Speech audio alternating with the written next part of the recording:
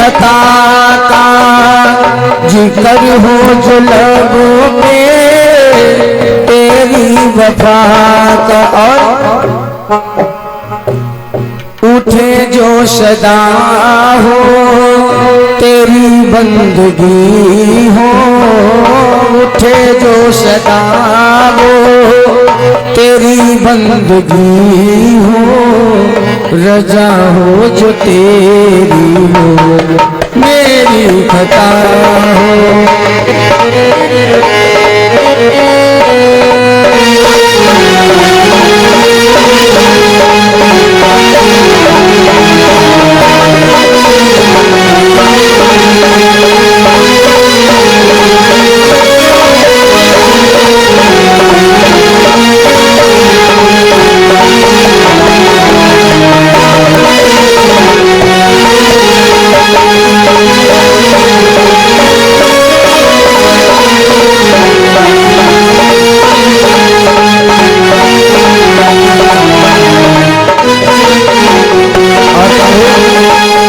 अंतिम भाव में आपसे प्रार्थना करूंगा है कन्हैया, मैं साधक नहीं हूँ हे प्रभु, मैं साधक हूँ इसी के सिवा कुछ नहीं हूँ, मैं तेरा हूँ तुझसे जुदा कुछ नहीं हूँ।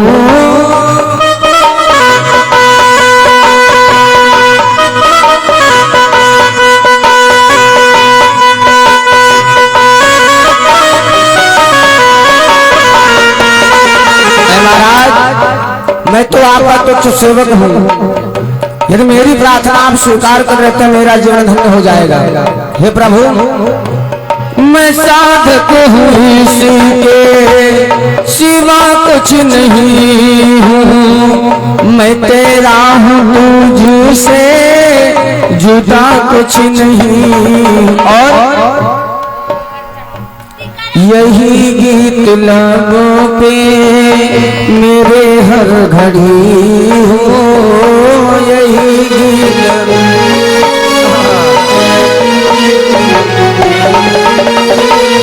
रजा हो जो तेरी हो मेरी खुशी हो, तेरी साधना ही मेरी जिंदगी हो, तेरी ही मेरी जिंदगी हो, रजा हो जो तेरी हो मेरी खुशी हो, रजा हो जो तेरी हो मेरी खुशी हो, रजा हो जो तेरी हो मेरी खुशी। तेरी साधना ही मेरी जिंदगी हो, रजा हो जो तेरी वो मेरी खुशी हो। बोले भक्तवत्सल भगवान की जय हो, श्री भागवत भगवान की जय हो। और ये टीकाराम गुजर जी के वहां से 20 मुद्राओं का दान हुआ, भगवान से कल्याण करें। राजन गुजर के वहां से 50 मुद्राओं का दान हुआ, भगवान कल्याण करें।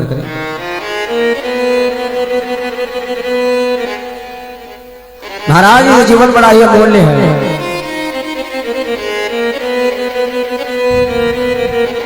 ये जीवन जो हम आपको बड़े सौभाग्य से मिला है, ये जीवन कब और कहां पर समाप्त हो जाए कोई भरोसा नहीं है। श्री राम जी के वहां से 50 मुद्राओं का दान हुआ, भगवान हमेशा कल्याण करें। महाराज इस जीवन का कोई भरोसा नहीं कहां पर इनकी सांसें बंद हो जाए, क्योंकि क्षणभंगुर जीवन की कनिका कल प्रात को जान खिली न खिली।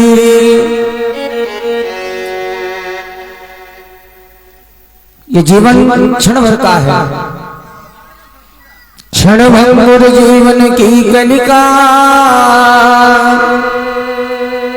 कल प्रात को जान खिली न खिली, मलयाचल की शीतल गंध, समीर सुगंध मिली न मिली।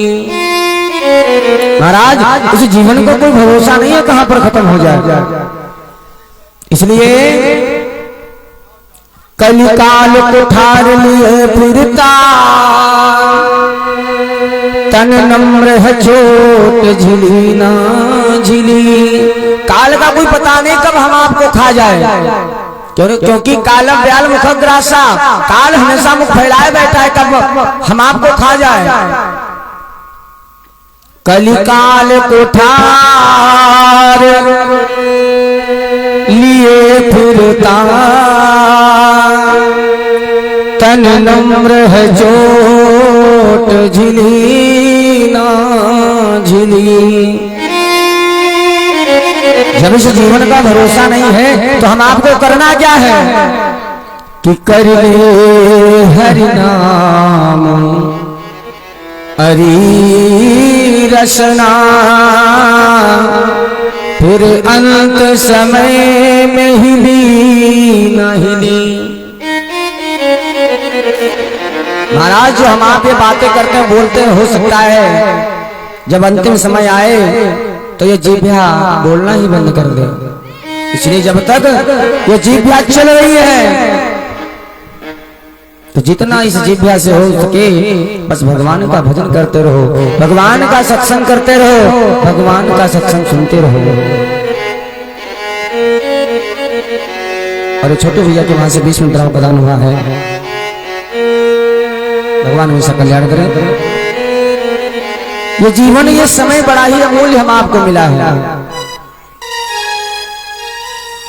इसलिए जीवन में सारे कार्य करते रहें और साथ में भगवान का भी भजन करते हैं प्यारे, हमारा आपका जीवन धन्य हो जाएगा।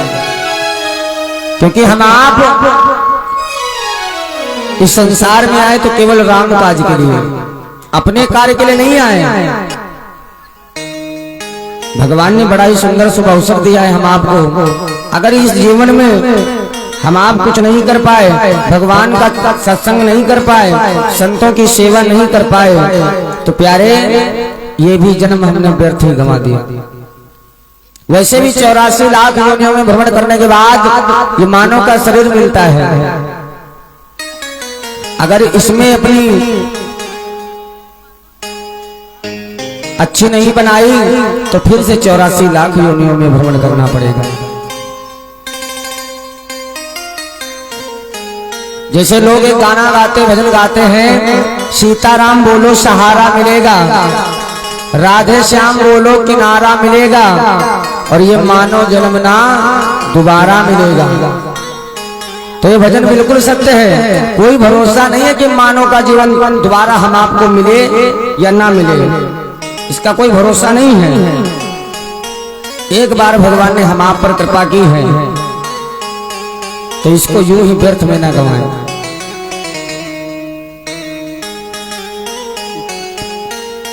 अगर इस संसार में रहना है तो जैसे नदी में नाव रहती है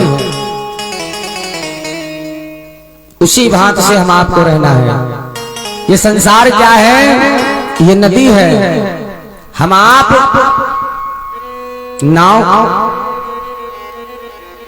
नदी में नाव पड़ी है, अगर नाव के अंदर पानी भर जाएगा तो नाव डूब जाएगी।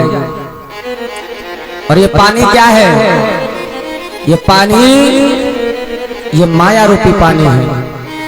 संसार सागर में हम आप नौका की तरह हैं, अगर हमारे अंदर माया रूपी पानी भर जाएगा तो ये नौका डूब जाएगी। जो ये नौका डूब गई प्यारे तो इस संसार में आना हमारा आपका फिर से व्यर्थ हो जाएगा। सुखदेव जी राजा परीक्षित को भगवान की मंगलमय गाथाओं का रसपान करते हैं। महाराज परीक्षित को क्या आवश्यकता थी? वो तो राजा थे, अपने राजमहल में ही बुला लेते, भगवान की कथा सुन लेते। क्या जरूरत थी गंगा जी के घाट पर जाने की? हम आप विचार करते हैं, भगवान के मंदिर जाते हैं, भगवान की कथा में जाते हैं, नीचे ना बैठे कपड़े गंदे हो जाएंगे। लेकिन महाराज जरा विचार करना, रामचरितमानस में बाबा जी ने कहा है, नर कपड़न तेल थत है, नर कपड़न तेला और नर कपड़न तेला लखे, नर कपड़न को ना। महाराज हम आप जाते हैं किसी भी तीर्थ स्थान में, यहाँ पर धूल है ना बैठे, कपड़े गंदे हो जाएंगे, भले नरक में हम चले जाएं, उसकी परवाह नहीं है, लेकिन कपड़े हमारे गंदे ना होने पाए। हेलो, इसलिए महाराज अगर आपको यही देखना है तो आप वृंदावन चले जाइए, श्री बांके बिहारी जी के दरबार चले जाइए, रमण रत्ते में आप देखिए जाके। संसार के जितने भी अमीर आदमी हैं आकर उस रमण रेती में लौटते हैं, क्यों? कि बांके बिहारी जी की भक्ति प्राप्त हो जाए। और जिसको बांके बिहारी ठाकुर जी की भक्ति मिल जाती है उसका जीवन धन्य हो जाता है। राजा परीक्षित पर भगवान की बड़ी कृपा हो गई, जो राजमहल को त्याग दिया, गंगा जी के किनारे योगी का भेष बनाए हुए बैठे हैं और पास में 88,000 ऋषि बैठे हैं। सुखदेव जी महाराज भगवान के चरित्रों का गुणानुवाद कर रहे हैं। सुखदेव जी महाराज पूछते हैं, राजन ये बताओ कहीं आपको अब भूख प्यास तो नहीं लग रही? राजा परीक्षित तो यही कहते हैं, प्रभु अब मुझे केवल भूख है, प्यास है तो केवल भगवान की कथा सुनने। राजा परीक्षित ने कहा, महाराज ये बतलाओ आखिर उन परमपिता परमात्मा का इस धराधाम पर अवतार क्यों होता है, किस लिए होता है? आखिर क्या कारण है जो वो परमपिता परमात्मा इस पृथ्वी पर नर लीला करने के लिए आते हैं? तो सुखदेव जी महाराज कहते हैं, राजा परीक्षित भगवान के पृथ्वी पर आने के अनेकों कारण हैं, एक दो कारण नहीं बल्कि अनेकों कारण हैं। भगवान ने किसी को श्राप दिया है तो किसी ने भगवान को श्राप दिया है, भगवान ने किसी को आशीर्वाद दिया है। और जब जब इस पृथ्वी पर अधर्म बढ़ जाता है, पापाचार होने लगता है, तब उस परमपिता परमात्मा का इस धराधाम पर अवतार होता है। लिखा है कि जब जब हो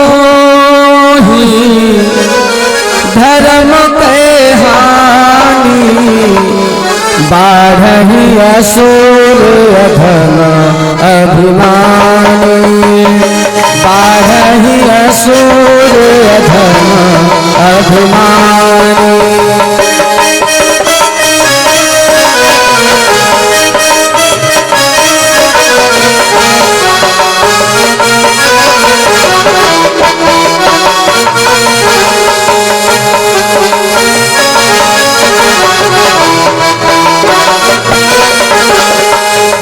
जब जब हो धर्म के हानि, बाढ़ी असुर अधम अभिमानी। महाराज जब इस धरती पर अधर्म बढ़ जाता है, खूब अत्याचार पापाचार होने लगता है, तब वो परमपिता परमात्मा इस धराधाम पर अवतार लेकर आता है। तब तब धरि प्रभु मनुज शरीरा, हरहि कृपानिधि सज्जन पीरा। महाराज भगवान का पृथ्वी का दुख दूर करने के लिए इस धराधाम पर अवतार लेकर आते हैं। सिटी बंद करो, सिटी बंद करो। कहाँ कहाँ चढ़े?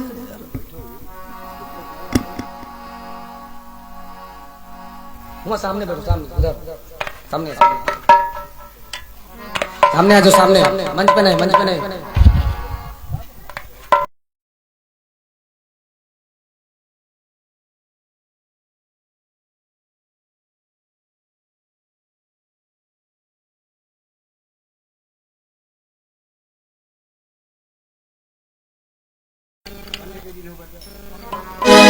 महाराज प्रभु के आने का और भी कारण है।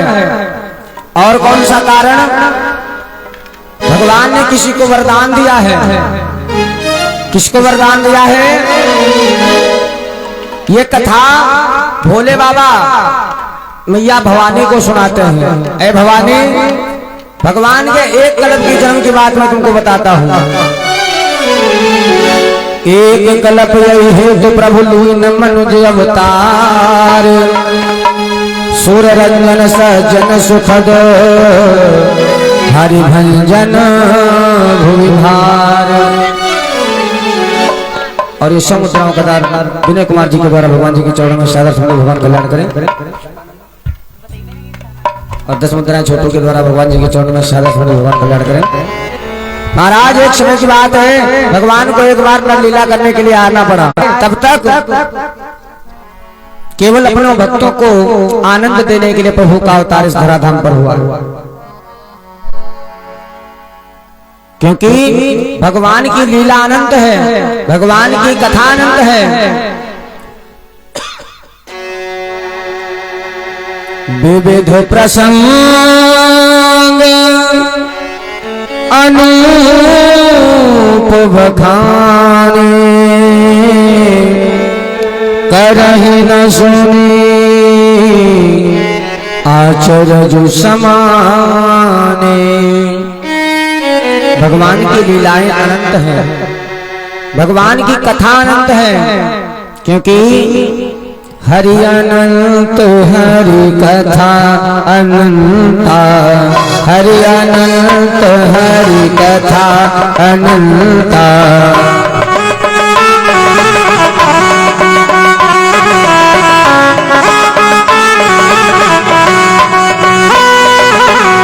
हरि अनंत हरि कथा अनंता, हरि अनंत हरि कथा अनंता।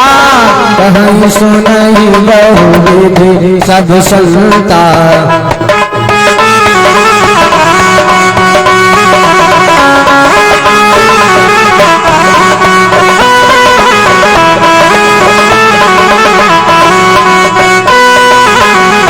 भगवान भोले बाबा कहते हैं भवानी, भगवान की कथा तो अनंत है, भगवान की लीलाएं अनंत हैं।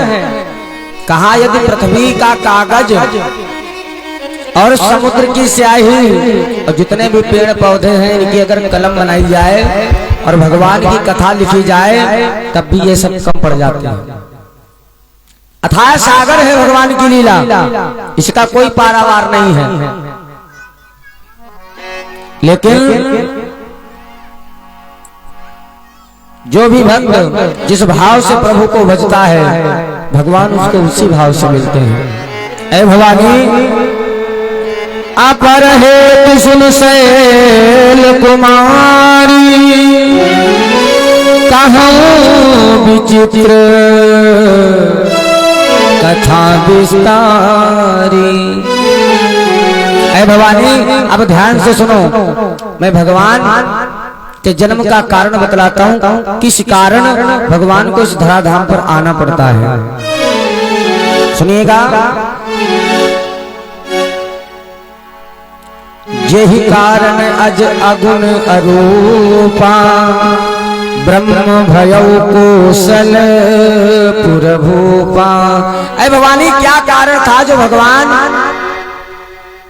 अयोध्या के राजा के यहाँ जन्म लेकर आए?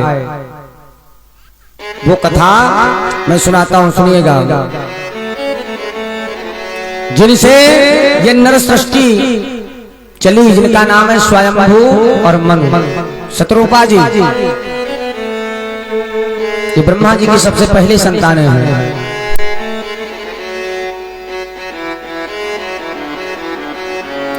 स्वयंभू मनु और शतरूपा जी तपस्या करने के लिए कहा जाते हैं तीर्थधाम नैमिषारण्य में। तीर्थधाम नैमिषारण्य में आए जब ऋषियों को पता लगा कि राजा स्वयंभू मनु और शतरूपा रानी जी आई हैं, तो जितने भी नैमिषारण्य के ज्ञानी महात्मा पुरुष थे, संत महापुरुष थे, सब स्वयंभू मनु के पास पहुंच जाते हैं। महाराज अहो भाग्य हमारे जो आपका दर्शन हो गया। इसलिए अब ये बताइए आपका आगमन यहाँ पर किस लिए हुआ है?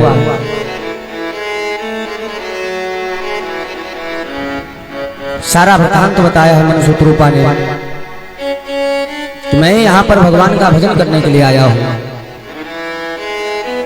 अब ऋषियों ने कहा है राजन, अगर आपको भजन करना है तो सुनिएगा।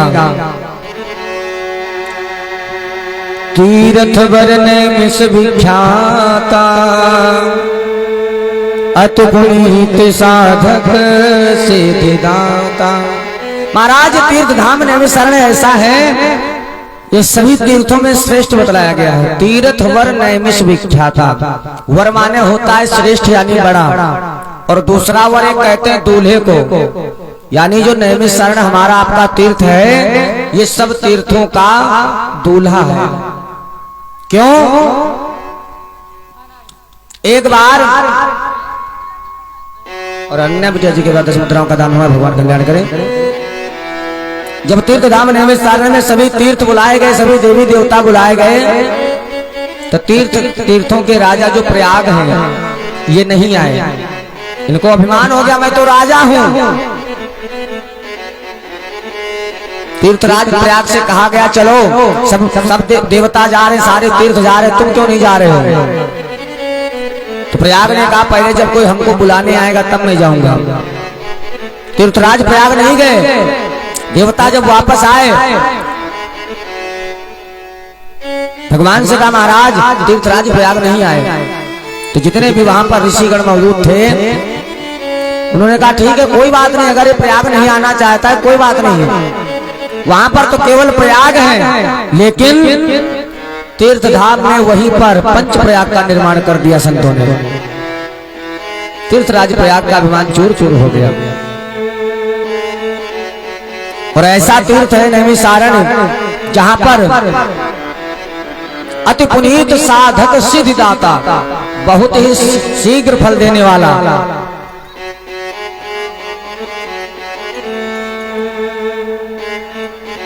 कहा जाओ सबसे पहले गोमती नदी में स्नान करो। अब तो मनु और शत्रुपा जी पहुंच गए नैमिषारण्य में गोमती नदी के किनारे। लिखा है अरे पहुंचे जाई धेनु मति तेरा, हरस नहाए निर्मल नीरा,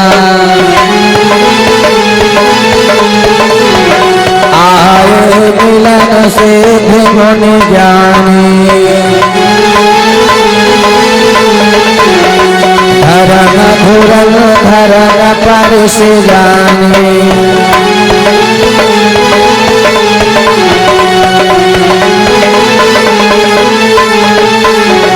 जो ही महाराज मनु शत्रुपा जी आदि मां गोमती गंगा में स्नान करके बाहर निकले तो संतों का जमावड़ा लग गया। संतों से फिर पूछा ये बताओ अब मैं किस मंत्र का जाप करूं कि वो परमपिता परमात्मा उनको शीघ्र मिल जाए। तो संतों ने कहा ऐ राजन बहुत ही सरल मंत्र है, उस मंत्र का आप नित्य जाप करिएगा। ये ढोलक वाली कमेटी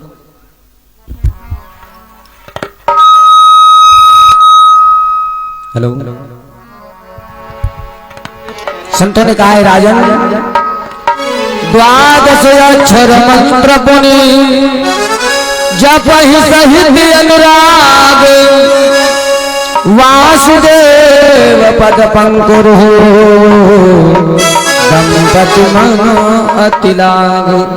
कहा जाओ ये द्वादश अक्षर का मंत्र श्रद्धा भाव से जपो तो परमपिता परमात्मा अवश्य मिलेगा। द्वादश अक्षर का मंत्र कौन है? ओम नमो भगवते वासुदेवाय। ये वही मंत्र है जिसको ध्रुव जी ने नारद जी से प्राप्त किया था, तब भगवान मिले थे। वही मंत्र आज संतों ने स्वयं मनु और शत्रुपा जी को प्रदान किया है। अब तो महाराज बैठ गए थे धाम नैमिषारण्य में, मनु और शत्रुपा जी करने लगे हैं तपस्या भगवान का भजन। कैसे तपस्या करते हैं? अरे करही आहार साक फल कंदा,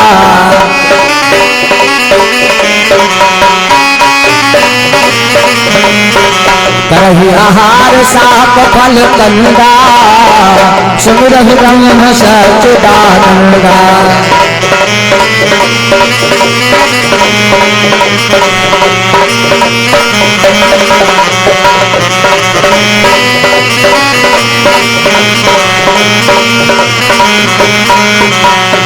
महाराज मनु शतरूपा जी महाराज बैठ गए तपस्या करने। और भोजन में सेवन क्या करते हैं? कंदमूल फल का सेवन करते हैं। कितने वर्षों तक मनु शतरूपा ने तपस्या की? केवल कंदमूल फल खा के। रामचरितमानस में बाबा जी ने बड़ा ही सुंदर लिखा है, यही विधि बीते बरस खट, साहस बारी आहार। 6000 वर्ष व्यतीत हो जाते हैं बिना भोजन के, केवल कंदमूल फल का सेवन करते हैं। संवत सत सहस्त्र पुनि, रहे समीर आधार। जब 6000 वर्ष तक तपस्या कर ली तो कंदमूल फल का सेवन भी बंद कर दिया। 7000 वर्ष और बीत गए, केवल हवा के सहारे भगवान की तपस्या करते हैं। लेकिन अभी भगवान का दर्शन नहीं हुआ, भगवान नहीं आए।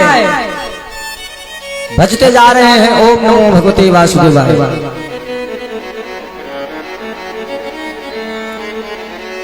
हवा के सहारे केवल 10,000 वर्षों तक तपस्या की है। बरस सहस 10 त्याग्यो सोवु,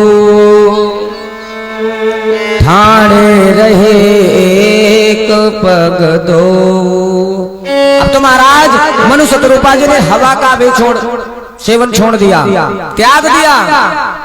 इतनी घनघोर तपस्या करते हैं, एक पैरों के बल खड़े होकर 10,000 वर्ष तक तपस्या की है मनु शतरूपा जी ने।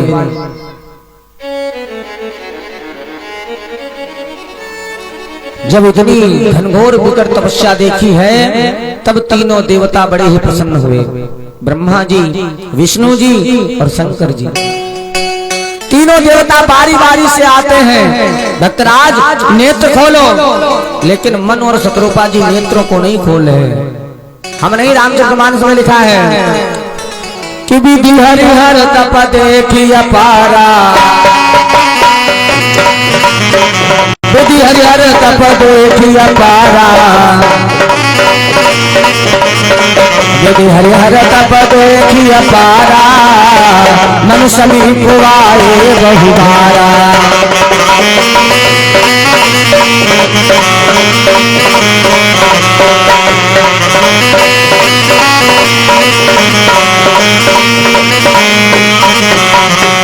विधि हरिहर तप देखी अपारा, मनु समीप आए बहुबारा। विधि माने ब्रह्मा जी, हरि माने विष्णु जी और हर माने भगवान शंकर जी। एक बार नहीं आए बहुबारा, बहुत बार आए। भक्तराज क्या चाहते हो? नेत्र खोलो। लेकिन मन और शतरूपा जी नेत्रों को नहीं खोल रहे। श्री सुखदेव जी महाराज कहते हैं, राजा परीक्षित,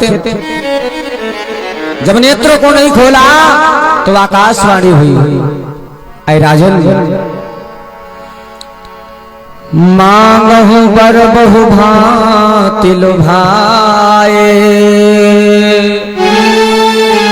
परम धूर नहीं चलही चलाए। आकाशवाणी हुई, राजन हम तुम्हारी तपस्या से प्रसन्न हैं, वरम रोही, वरदान मांग लो।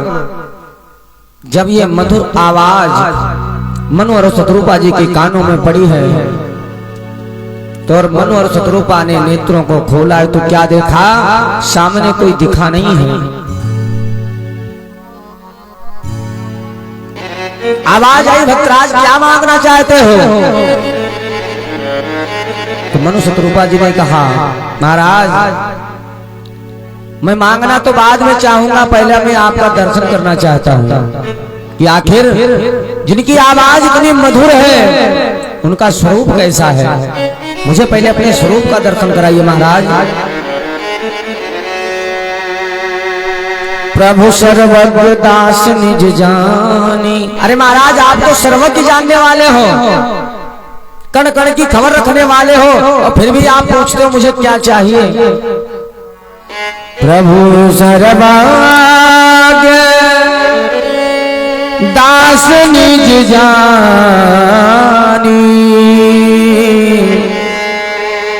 गति अनन्य तापस पुरानी। महाराज आप तो कड़ कड़ की जानने वाले हो, इसलिए सबसे पहले मुझे अपना स्वरूप दिखलाइए, आप कैसे हैं। तो भगवान श्री रामचंद्र जी सामने प्रकट हो गए। जब ही मनु शत्रुपा ने प्रभु के स्वरूप को देखा है, महाराज मनु और शत्रुपा देखते ही जा रहे हैं, इतना सुंदर स्वरूप है भगवान का।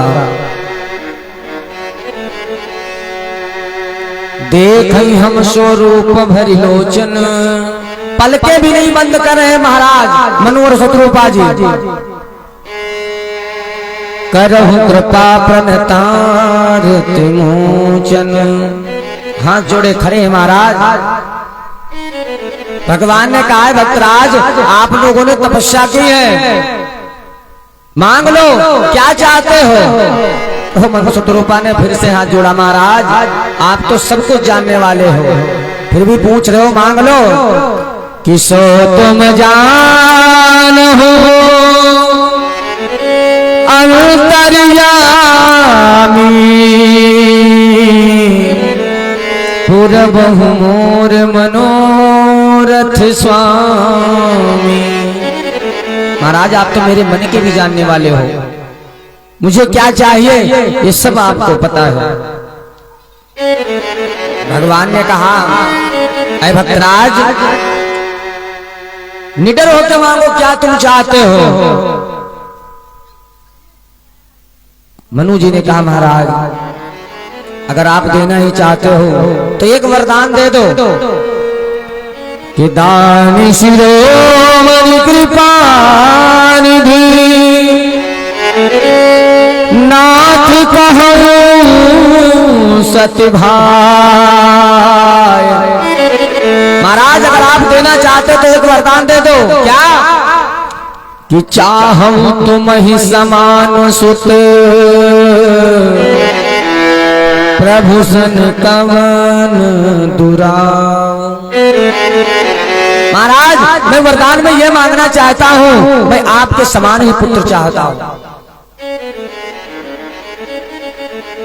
अब तो भगवान ने कहा राजन अब आप सरिस में खो जाऊं कहां जाई। हे राजन मैं अपने समान अब किसको ढूंढूं। ठीक है जाओ, अभी नहीं, जब आगे त्रेता युग आएगा, जब तुम राजा दशरथ बन के आओगे तब मैं तुम्हारे यहाँ तुम्हारा पुत्र बनकर आऊंगा। शत्रुपा जी से पूछा भगवान ने, रानी तुमको क्या मांगना है। तो रानी भी यही कह दिया महाराज जो हमारे स्वामी ने मांगा है मुझे भी वही चाहिए। कि जो बरुनाथ चतुर नप मांगा,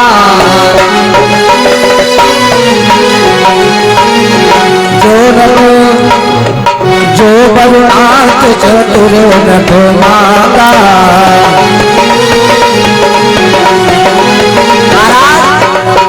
जो बरनाथ चतुर नप मांगा, जो बरनाथ सही कृपाल मोहि अति प्रिय लागा।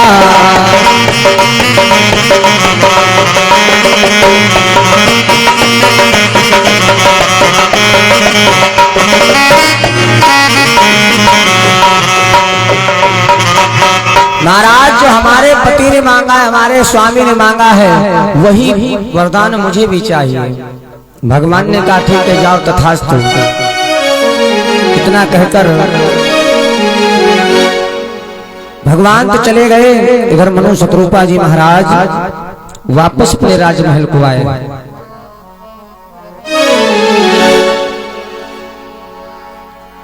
जब इनका अगला जन्म राजा दशरथ के रूप में होता है और रानी शत्रुपा कौशल्या के रूप में आई, तो महाराज बहुत समय व्यतीत हो गया, राजा दशरथ के यहाँ कोई संतानें नहीं, चौथापन लग गया है राजा दशरथ का, अभी तक कोई संतान ने जन्म नहीं लिया है। अब राजा दशरथ को पूरा जीवन हो गया, कोई संतान नहीं हुई, लेकिन एक दिन की बात, एक घटना हो गई।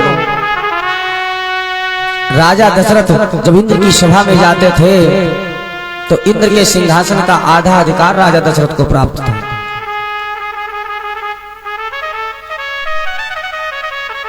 एक दिन की बात, राजा दशरथ अपना पीतांबर वहीं पर भूल गए, वहां से निकल आए। जब वहां पर दोबारा अपना पीतांबर लेने के लिए जाते हैं राजा दशरथ, तो राजा दशरथ ने देखा कि राजा इंद्र का जो इंद्रासन गंगा जल से धुला जा रहा है। नौकर से पूछा, ये बताओ ये सिंहासन महाराज का क्यों धुला जाता है? तो उस नौकर को पता नहीं था कि राजा दशरथ ही है। महाराज ये सिंहासन इसलिए धुला जाता है, पृथ्वी लोक से एक राजा आते हैं जिनका नाम है दशरथ, अब वो राजा निर्वंशी हैं, इसलिए रोज ये सिंहासन गंगा जल से उनके जाने के बाद धुला जाता है, अपवित्र हो जाता है। मानो राजा दशरथ को वहीं पर से गलानी पैदा हो गई।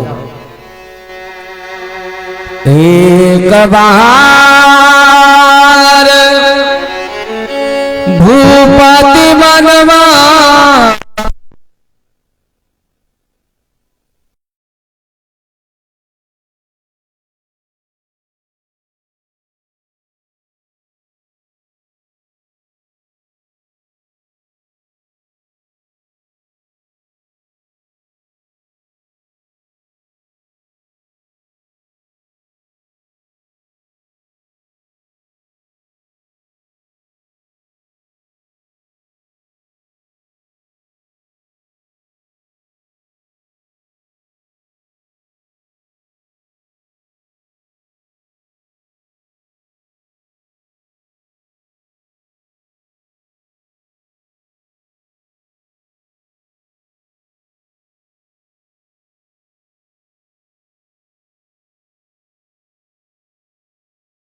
वृंदावन बिहारी लाल की, सांवरे सरकार की।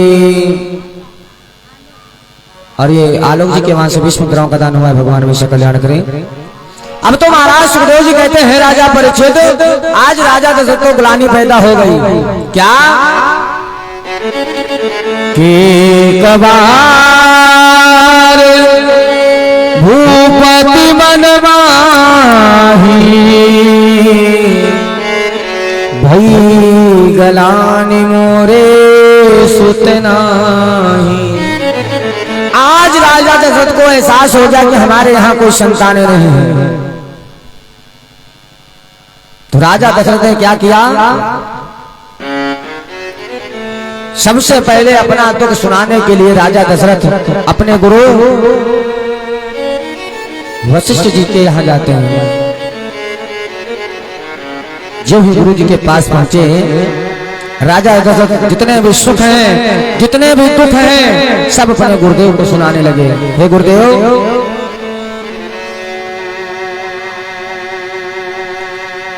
निज दुख सुख सब गुरु ही सुनायो,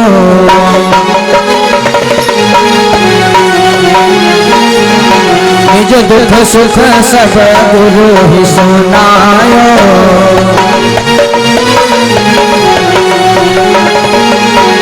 निज दुख सुख सब गुरु ही सुनायो, निज दुख सुख सब कहु वशिष्ठ बहु विधि समझायो,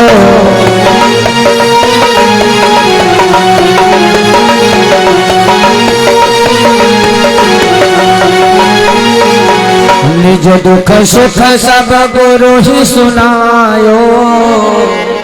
महाराज राजा दशरथ ने अपने गुरु जी को जितने भी सुख दुख थे सारे सुना दिए। उसके बाद में कही वशिष्ठ बहुविध समझायो। महाराज क्यों परेशान होते हो, अब तो आगे वो समय आने वाला है। बहुत सी विधियां बताई राजन, परेशान ना हो। आप एक पुत्र के लिए परेशान हो, आपके वहां तो 4-4 पुत्रों का आगमन होने वाला है। क्योंकि वशिष्ठ जी महाराज जानते हैं कि राजा दशरथ के पुत्र होगा। क्यों? राजा दशरथ को श्राप है। किसका? श्रवण कुमार के माता पिता का। जब राजा दशरथ शिकार करने के लिए गए, इधर श्रवण कुमार अपने माता पिता को कांवड़ बनाता है, उसमें बैठाकर तीर्थ यात्रा कराता है। जब अयोध्या नगरी के किनारे पहुंचा है श्रवण कुमार, माता पिता को प्यास लगी। ऐ पुत्र, मुझे प्यास लगी है, मुझे पानी दो। श्रवण कुमार ने कहा, मैया पिताजी परेशान न हो, मैं भी जल का प्रबंध करता हूँ। इधर से राजा दशरथ शिकार करने के लिए जाते हैं, उधर श्रवण कुमार नदी में जल भरने के लिए आया। जो ही जल को भरने लगा, जब खड़बड़ की आवाज सुनी राजा दशरथ ने, तो राजा दशरथ ने सोचा कोई शिकारी आ गया, कोई जानवर है। राजा दशरथ ने शब्द भूति को छोड़ दिया है। जब बाण को छोड़ा, वो बाण जाकर श्रवण कुमार के सीने में लगा है। तो श्रवण कुमार सबसे पहले हाँ माँ हाँ पिता दो शब्द का उच्चारण करता है। राजा दशरथ ने जो ही सुना, राजा दशरथ सोचने लगे, लगता है मुझसे बहुत बड़ी गलती हो गई। दौड़कर पहुंचे श्रवण कुमार के पास, ऐ पुत्र मुझे क्षमा कर देना, मैंने तुम्हें जानबूझकर नहीं पीड़ा पहुंचाई है। श्रवण कुमार ने कहा, राजन मेरे पास ज्यादा समय नहीं है, मेरे माता पिता प्यास के कारण व्याकुल हैं, इसलिए मैं जल लेने आया था। अब मैं अपने माता पिता के पास नहीं जा सकता, इसलिए एक काम करो, तुम ये जल मेरी माता पिता को पिला दो जाके। जब राजा दशरथ जल लेकर आए, श्रवण कुमार के माता पिता को दिया। श्रवण कुमार के माता पिता अंधे थे। जल तो ले लिया श्रवण कुमार के माता पिता ने, लेकिन जल को पिया नहीं है। ऐ पुत्र, आज तुझको क्या हो गया, तू शांत क्यों खड़ा है? राजा दशरथ कुछ नहीं बोल रहे। श्रवण कुमार के माता पिता समझ गए, तुम कौन हो, मेरा पुत्र कहाँ है? राजा दशरथ हाथ जोड़कर रोने लगे, मुझे क्षमा करना, आपका पुत्र मेरे हाथों से मारा गया है। जब ये बात सुनी है उन अंधे अंधों ने रोने लगे और रोते रोते राजा दशरथ को श्राप दे दिया। राजन, तू मुझे पानी पिलाने आया था, मेरे पुत्र का वध करके तुम मुझे पानी पिलाना चाहता है? जाओ, मैं तुझे श्राप देता हूँ। जिस तरह मैं अपने पुत्र के वियोग में मर रहा हूँ, उसी तरह से एक दिन तू भी अपने पुत्र के वियोग में मरेगा। इतना कहकर दोनों ने अपने प्राणों को छोड़ दिया। वशिष्ठ जी महाराज जी को याद है वो श्राप, और किसी संत ब्राह्मण का श्राप कभी खाली नहीं जाता। ऐ राजन, आप परेशान क्यों हो? आप एक पुत्र के लिए तरस रहे हो, आपके यहाँ तो 4 पुत्रों का आगमन होने वाला है। क्योंकि ऐ राजन, धरहु धीर हुई है सुत चारी, त्रिभुवन विदित भगत भयहारी। क्यों परेशान हो? 4 पुत्रों का आगमन होने वाला है राजन, लेकिन उसके पहले एक कार्य करना होगा। राजा दशरथ ने कहा, गुरुदेव क्या आदेश है मेरे लिए, कौन सा कार्य करना पड़ेगा? तो महाराज वशिष्ठ जी ने कहा, तुमको एक यज्ञ करानी पड़ेगी, वो भी पुत्रष्टि यज्ञ। उसके द्वारा तुम्हारे यहाँ 4 पुत्रों का आगमन होगा। अब महाराज राजा दशरथ सारी व्यवस्था करते हैं पुत्रष्टि यज्ञ की। इधर वशिष्ठ जी ने श्रृंगी ऋषि वशिष्ठ बुलावा,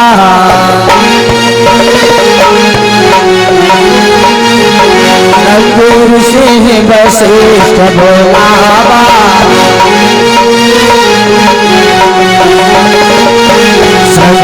ऋषि वशिष्ठ बोलावा, संगे ऋषि और पुत्र काम शुभ जग करावा।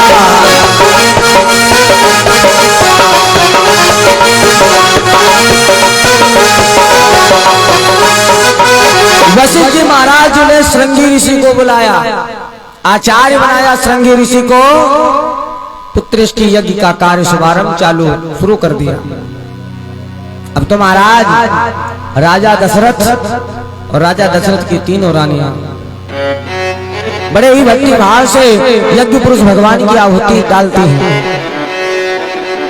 जब यज्ञ संपन्न हुई, अग्नि देवता प्रकट हो गए, भगत सहित मुनि आहुति दीनी, प्रगटे अग्नि चरु करलेने।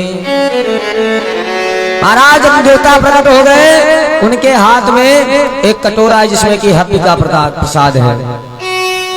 वो हव्य का प्रसाद श्रृंगी ऋषि को दिया। श्रृंगी ऋषि ने वशिष्ठ जी महाराज जी को दिया और वशिष्ठ जी ने राजा दशरथ को दिया। जाओ इस हव्य का प्रसाद तीनों रानियों को बराबर भान कर दे दो, और इस प्रसाद को खाने से तीनों के द्वारा पुत्र प्राप्ति होगी। यह हव्य बांट देउन पजाई, जथा जोग जहि भाग बनाए। कहा इसके जाओ 3 भाग कर लो और रानियों को खिला दो। तो राजा दशरथ अब भाग करते हैं, 3 भाग किए। कैसे? हव्य का प्रसाद लिया और सबसे पहले तीनों रानियों को बुलाया। तीनों रानियां आई तो राजा दशरथ उस प्रसाद का बंटवारा करते हैं। अर्ध भाग कौशल्यहु देना,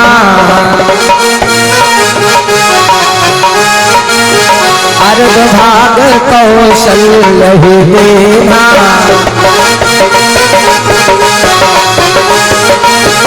अर्ध भाग कौशल्यहु देना, अर्ध भाग उभय भाग आधे कर लेना।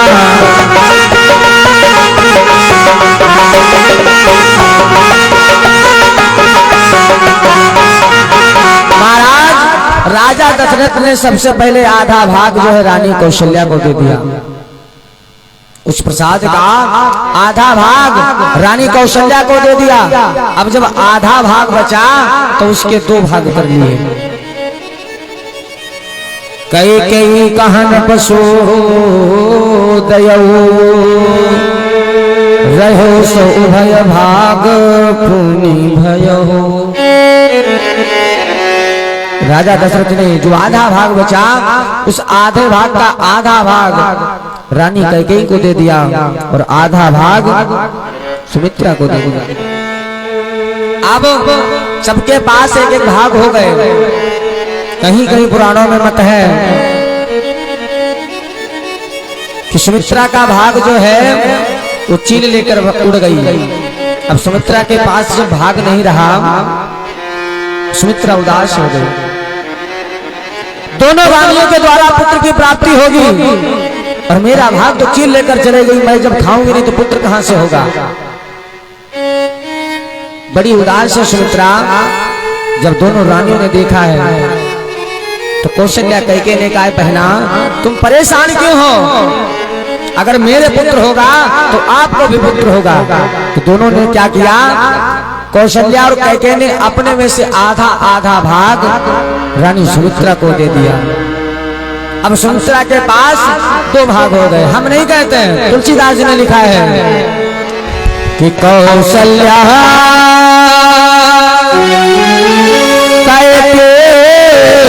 हाथ धरे, दीन सुमित्र ही मन प्रसन्न करे।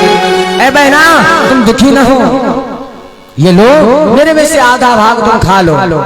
अगर मुझे पुत्र होगा तो आपको भी पुत्र होगा। अब तो तीनों रानियां बड़ी ही प्रसन्न हैं। तीनों रानियों ने भगवान के उस हव्य के प्रसाद का भोग लगाया। अब जब प्रसाद को खाया तो कुछ दिन के बाद तीनों रानियों को एहसास हो गया कि अब गर्भ आ चुका है। तुलसीदास जी कहते हैं, यही विधि गर्भ सहित सब नारी,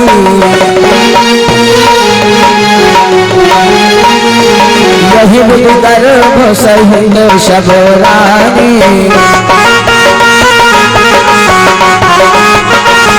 यही विधि गर्भ सहित सब नारी, यही विधि गर्भ भई है भय हरषित सुख भारी।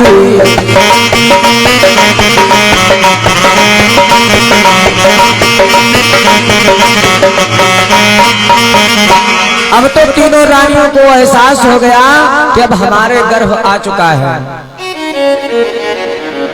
अब तो तीनों रानियां बड़ी प्रसन्न हैं।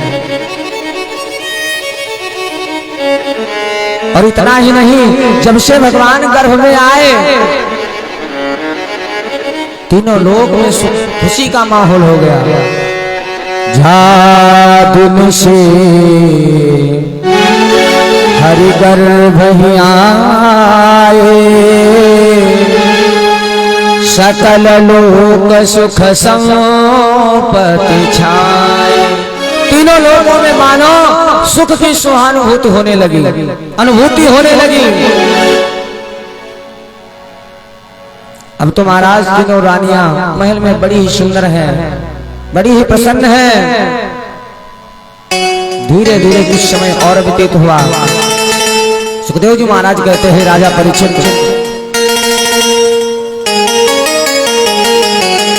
और 20 मुद्राएं शिव मोहन जी के वाहन से भगवान के चरणों में चादर फूल, भगवान हमें सब कल्याण करें। ऐ राजा परीक्षित, अब तो भगवान के अवतार लेने का समय आ चुका है। कौन सा दिन है? जोग लगन ग्रहवार तिथि, सकल भय अनुकूल, चर अरु अचर हर्ष जुद, राम जन्म सुख। महाराज इतनी अच्छी घड़ी शायद है जब भगवान का अवतार लेने का समय हुआ। मानो जितने भी ग्रह हैं सब अनुकूल हो गए। भगवान का अवतार लेने का समय हो गया कि नवमी तिथि मधुमास पुनीता।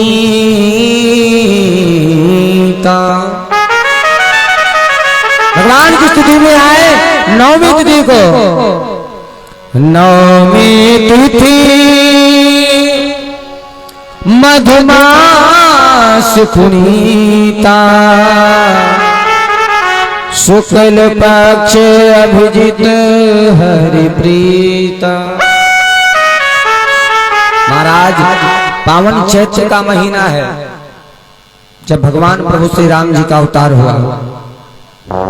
नवमी तिथि है, शुक्ल पक्ष है और अभिजित मुहूर्त है, नक्षत्र है।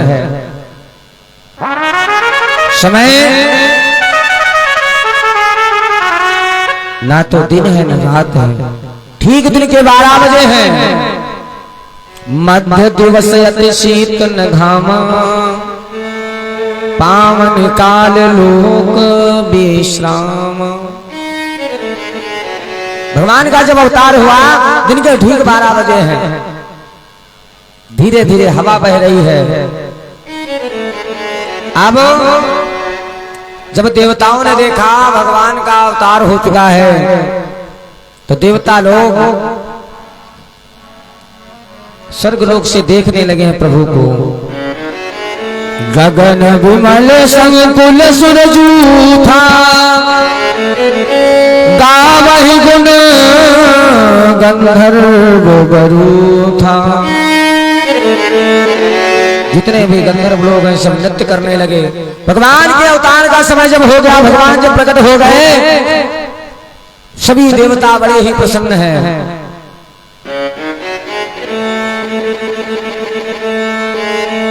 देवता लोग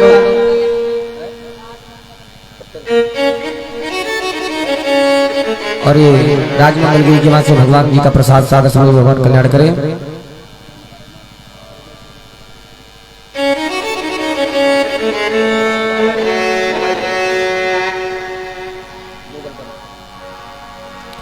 देवता लोग बड़े प्रसन्न हैं, प्रभु हमारे प्रभु का अवतार हो चुका है।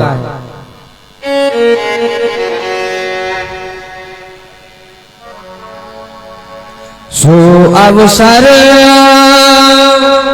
बिरज सब जाना, चले सकल सुर साज विमान। जो ये बात ब्रह्मा जी को पता चली, अब तो जितने भी देवता सब अपने अपने विमान से जाने लगे प्रभु का दर्शन करने के लिए।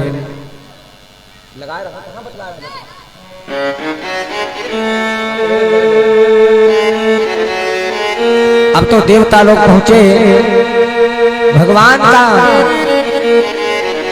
स्मरण करते हैं और भगवान से वंदना करते, प्रार्थना करते हैं। आए हम आप भी भगवान का अवतार हो चुका है तो दोनों हाथों की तालियों का सेवन करते भगवान से प्रार्थना करें, प्रभु कि जय जय सुर नायक जन सुखदायक प्रणत पाल भगवंता।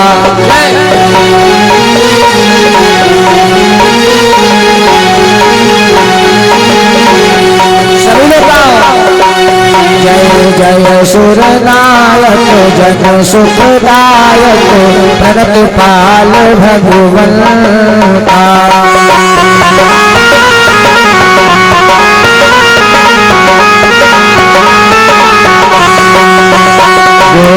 जहुत तारू जय असुरारू सिंह सुता प्रियतमा।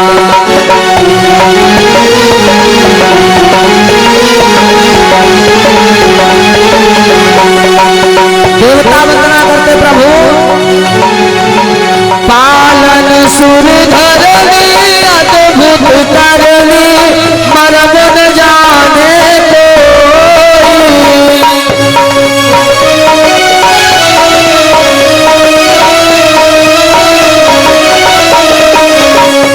जो सहज कृपाला दीन दयाला करहु अनुग्रह सोई रामा करहु अनुग्रह सोई।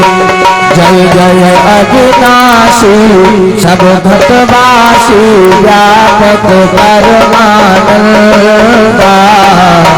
व्यापक परमानंदा।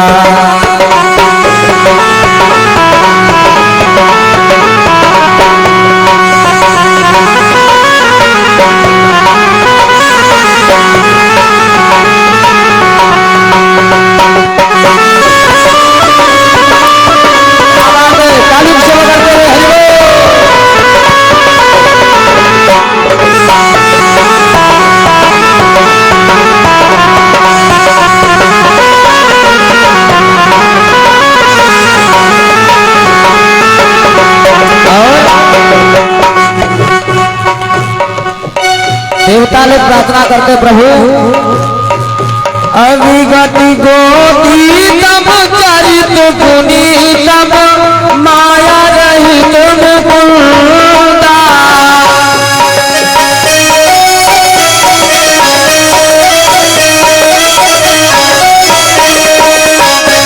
जो ही लागी विरागी अति अनुरागी विगत मोह वृंदा हो रामा विगत मुनि वृंदा।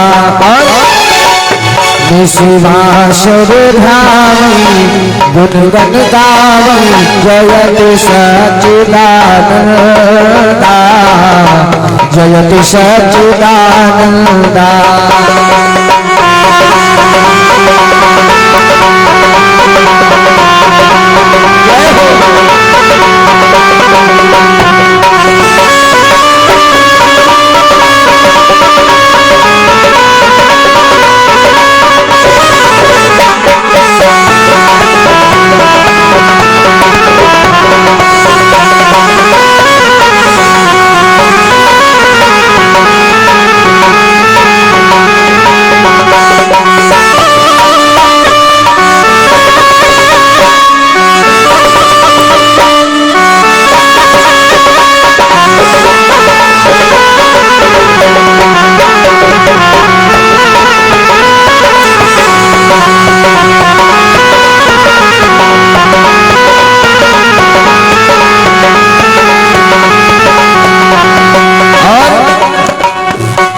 देखो भगवान का अवतार हुआ है, सभी देवता भगवान की प्रार्थना करते हैं।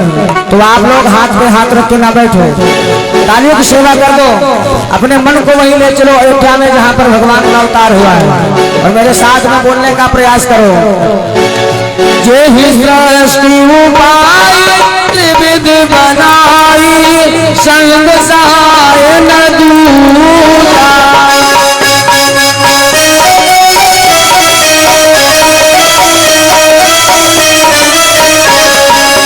प्रभु से प्रार्थना करो, हे प्रभु सो करहु आधारी चित्त हमारी, जानी भगत न पूजा हो प्रभु जी, जानी भगत न पूजा। और जो भव भय भंजन मुनि मन रंजन, गंजन विपति बरू था, गंजन विपति बरू था।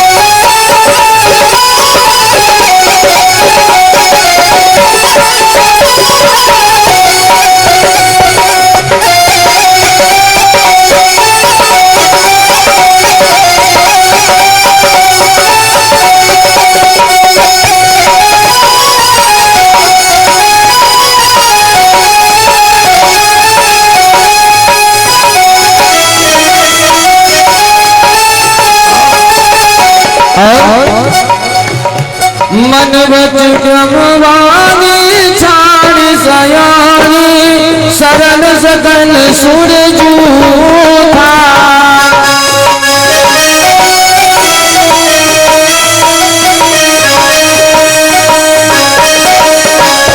सारग श्रुति से हृदय से जाको कहूँ नहीं जाना, ओ जाको नहीं जाना। और जेहि दीन पियारे वेद पुकारे, द्रवौ सो श्री भगवाना, द्रवौ सो श्री भगवाना।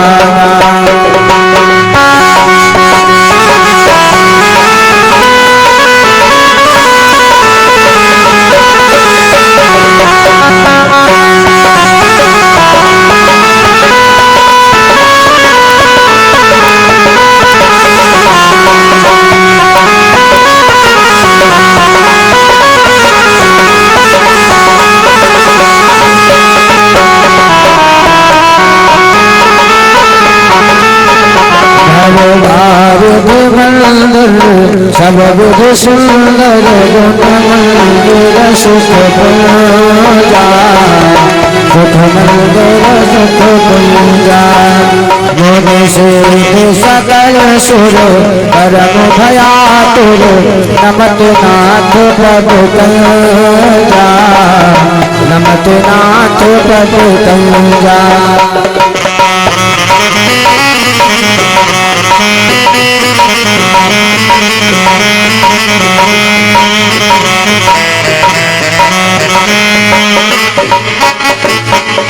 सभी देवता भगवान की प्रार्थना करते हुए भगवान से विनती करते हुए, प्रभु जान सबय सुर भूम सुनि बचन समेत स्नेह, गगन गिरा गंभीर भई हरण शोक संदेह। श्री रामचंद्र भगवान की। आज भगवान का अवतार त्रेता युग में राजा दशरथ के यहाँ होता है। सभी देवी देवता बड़े ही प्रसन्न हैं। सुर समूह विनती कर पहुँचे निज निज धाम, जगत निवास प्रभु प्रकटे अखिल लोक विश्राम। श्री सुखदेव जी महाराज कहते हैं, राजा परीक्षित, भगवान का कभी जन्म नहीं होता, भगवान का अवतार होता है, भगवान तो प्रकट होते हैं। भगवान तो जन्मा है, लेकिन नर लीला करने के लिए उनको गर्भ में आना पड़ता है। भय प्रकट कृपाला दीन दयाला कौशल्या हितकारी। अब मैया कौशल्या ने देखा तो मैया कौशल्या ने कहा, प्रभु याद करो मैंने आपसे क्या वरदान मांगा था और आप किस रूप में आए हो। क्योंकि भगवान जब प्रकट हुए तो 4 भुजाओं से प्रकट हुए। लोचन अभिरामा तनु घनश्यामा निज आयुध भुजचारी। जब चारों भुजाओं को मैया कौशल्या ने देखा, ऐ प्रभु मैंने आपको पुत्र के रूप में मांगा था और आप तो 4 भुजाओं से आए हो। 4 भुजाओं वाला पुत्र हमको नहीं चाहिए, आप पुत्र की तरीके आओ। अगर आप हमारे ऊपर नेह रखते हैं तो आप 2 भुजाओं से आओ।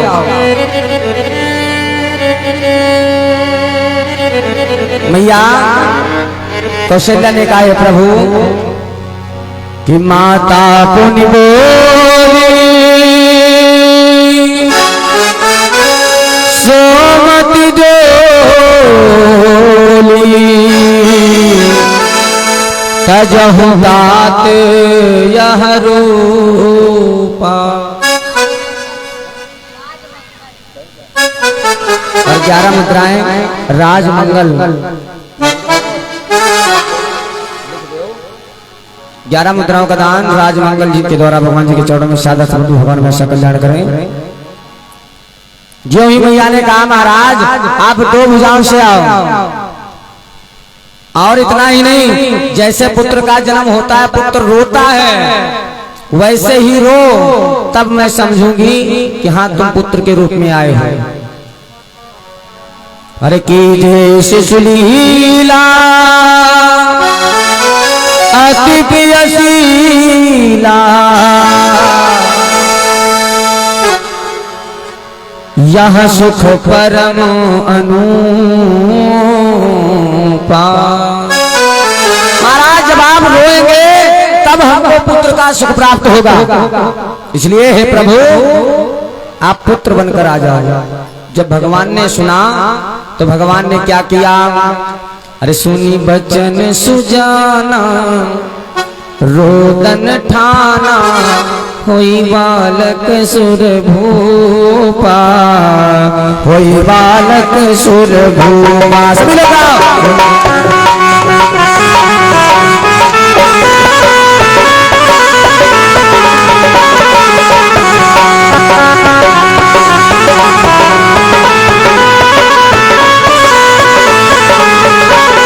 भगवान रोने लगे।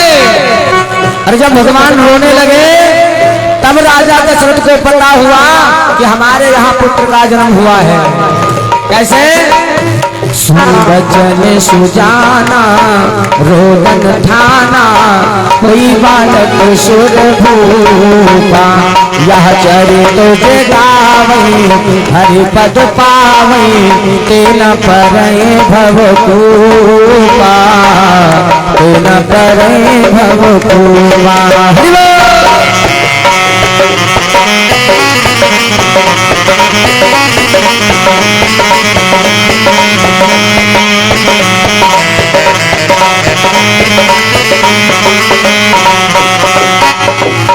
आज जब भगवान ने रोना प्रारंभ किया तो महल में शोर मच गया।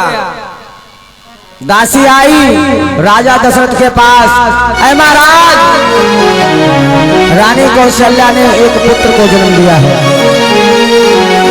अब तो राजा दशरथ इतना प्रसन्न है, मोतियों का हार उतारा और उस दासी को दे दिया। तब तक दूसरी दासी आई, महाराज कैकेयी के द्वारा एक पुत्र का जन्म हुआ है, उसको भी राजा ने मोतियों का हार दे दिया।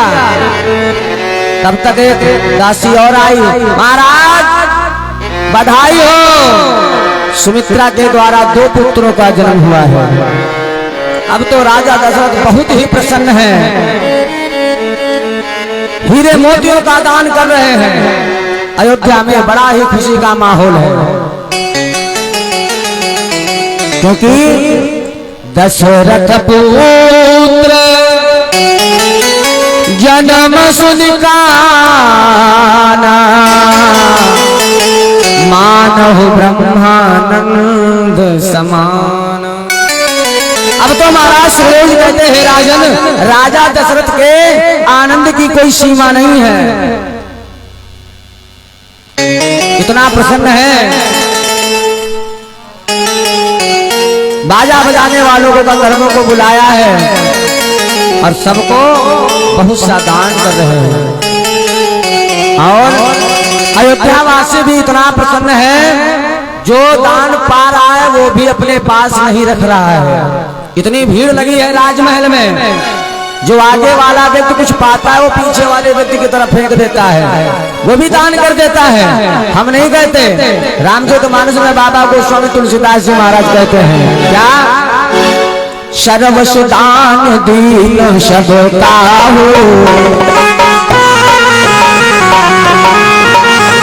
सर्वस्व दान दीन सब काहू, सर्वस्व दान दीन सब काहू, सर्वस्व दान। और जे पावारा ठाट बनाओ,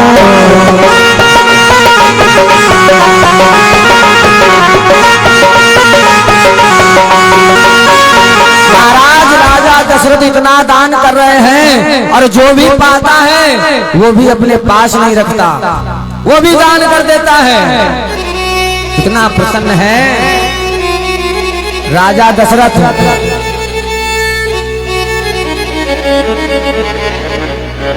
जिसकी कोई सीमा नहीं है।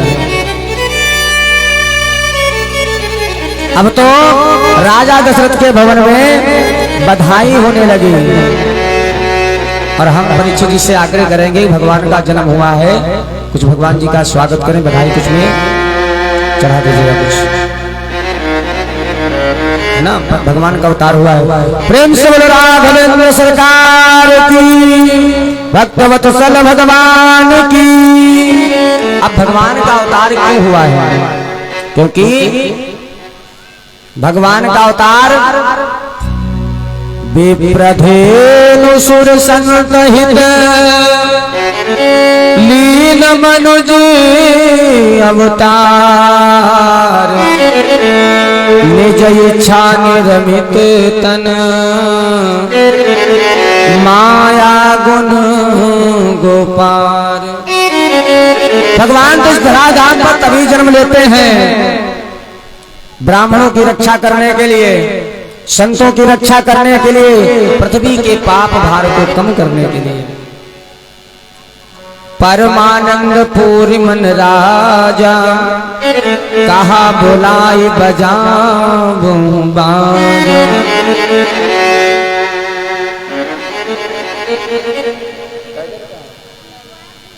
और 21 मुद्राएं शिव कुमार भैया जी के द्वारा गहिरा के निवासी भगवान जी के चरणों में सादा समझ भगवान कल्याण करें। 11 मुद्रा अंकित गहिरा के निवासी भगवान जी के चरणों में सादा समझ भगवान कल्याण करें। अब तो राजा दशरथ के महल में बधाई बज रही है, सभी जितने भी दास दासियां सब बड़ा ही प्रसन्न हैं, तीनों रानियां प्रसन्न हैं और राजा दशरथ तो इतना प्रसन्न है जिसकी कोई सीमा ही नहीं है। कि बधैया बाजे दशरथ दुआरे, बधैया बाजे दशरथ दुआरे। सभी लोग तालियों की सेवा करें और अपने मन को अयोध्या धाम में ले चले जहां पर प्रभु का अवतार हुआ है। वो दशरथ दुआरे, हाँ दशरथ दुआरे, दशरथ बधैया बाजे दशरथ दुआरे, बधैया बाजे।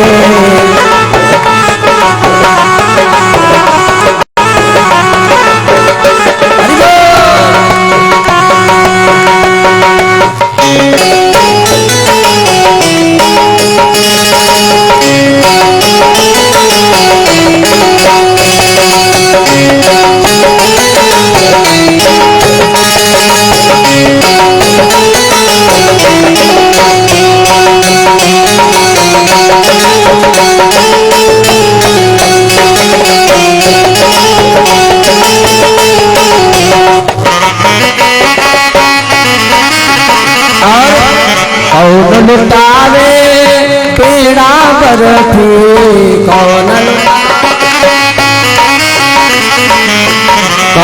लुटावे पेड़ा बर्फी,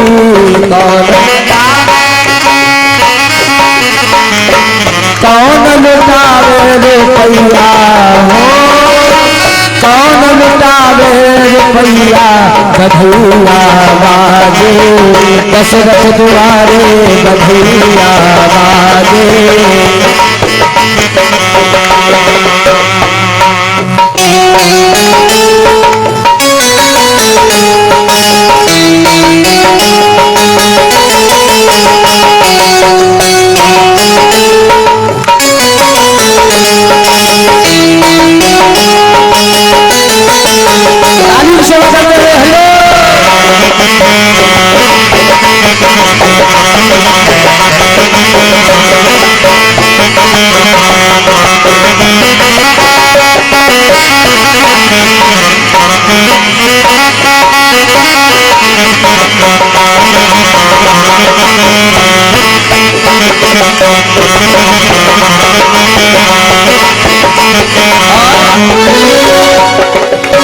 रानी लुटावे हाँ पेड़ा बर्फी,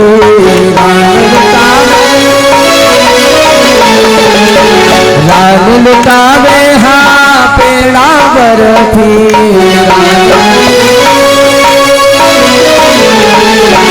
राजा लुटावे रुपैया हो, राजा लुटावे रुपैया, अवध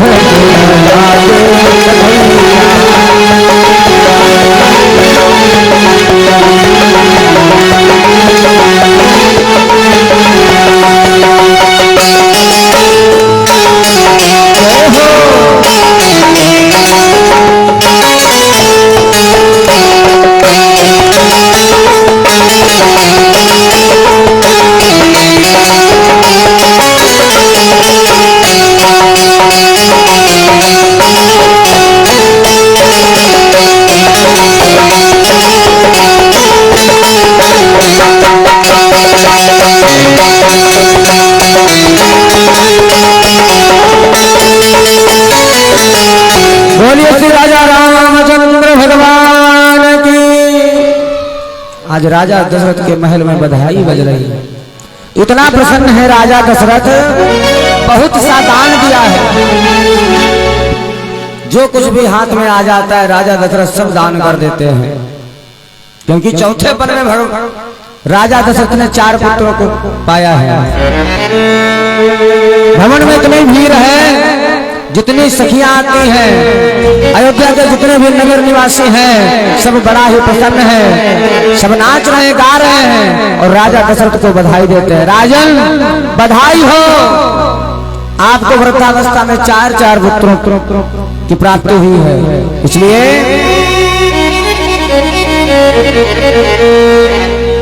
सखियां गाती हैं, ए मैया कौशल्या कि बाजे बधैया, बाजे बधैया,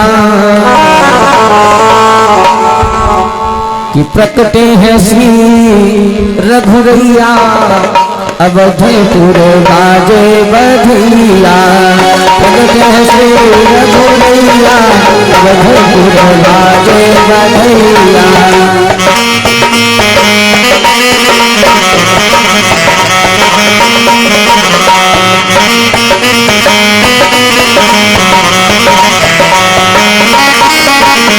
बाजे बधैया, बाजे बधैया,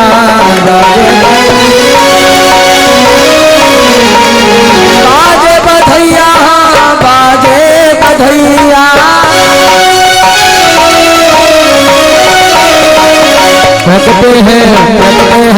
प्रकटे हैं सूर्य रघुरैया, अवधपुर बाजे बधैया।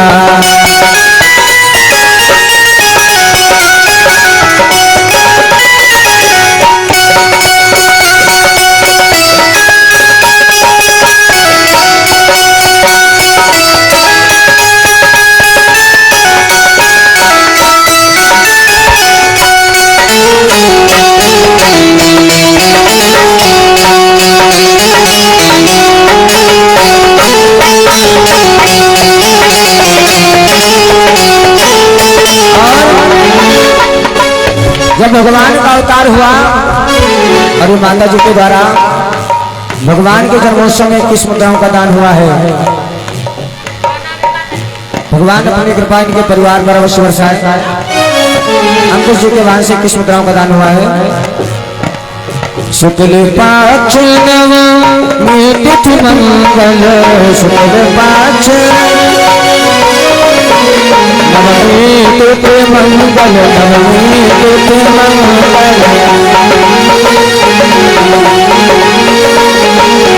शुक्ल पक्ष नवमी तिथि मंगल, शुक्ल पक्ष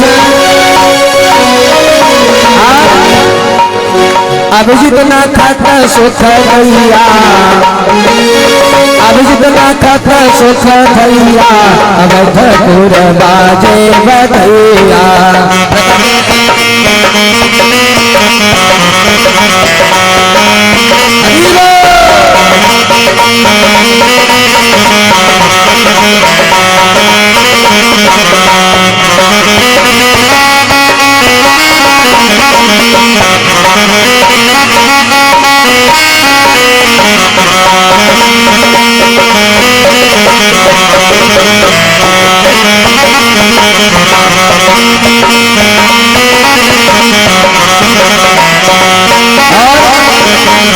जब भगवान का अवतार हुआ तो सभी देवी देवता बड़े प्रसन्न हैं।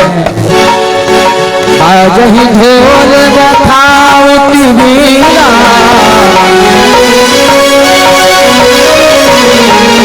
बाजत ढोल बखावती वीरा,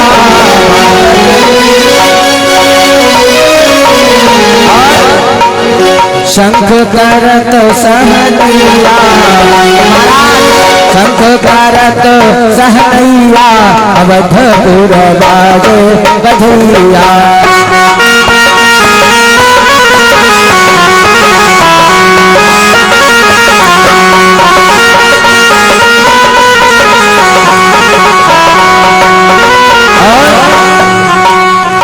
बरसहि सुमन दुतरि सुंदर, बरसहि सुमन।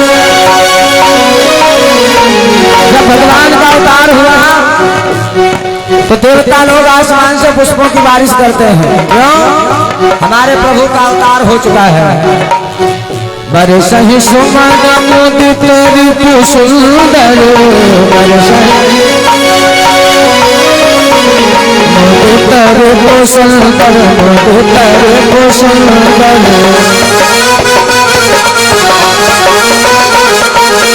बरसहि सुमन मुदित रिपु सुंदर,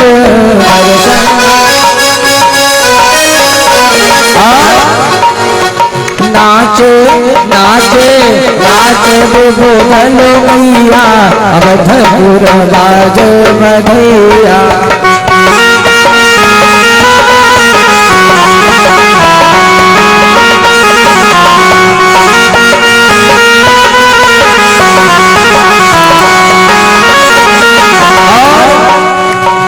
राजा दशरथ तो इतना प्रसन्न है, राजा दशरथ रतन लुटाने, राजा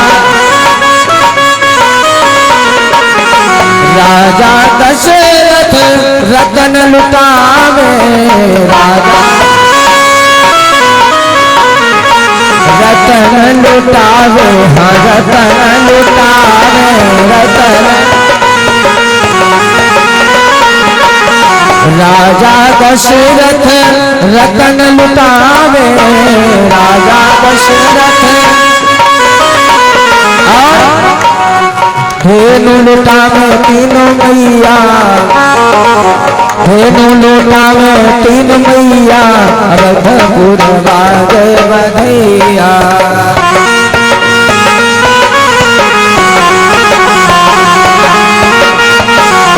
प्रकट है श्री रघुरैया, अवधपुर बाजे बधैया। प्रकट है श्री रघुरैया, अवधपुर बाजे बधैया। प्रकट है श्री रघुरैया, अवधपुर बाजे बधैया। प्रेम से बोलो रामचंद्र भगवान की। श्री भागवत भगवान की। श्री सुखदेव जी महाराज कहते हैं राजा परीक्षित, इस प्रकार से भगवान का एक अवतार हुआ है त्रेता युग में, रामा अवतार। अब तो राजा दशरथ इतना प्रसन्न है, अपने गुरु वशिष्ठ जी महाराज जी को बुलाया है, चारों बालकों का नामकरण संस्कार कराया।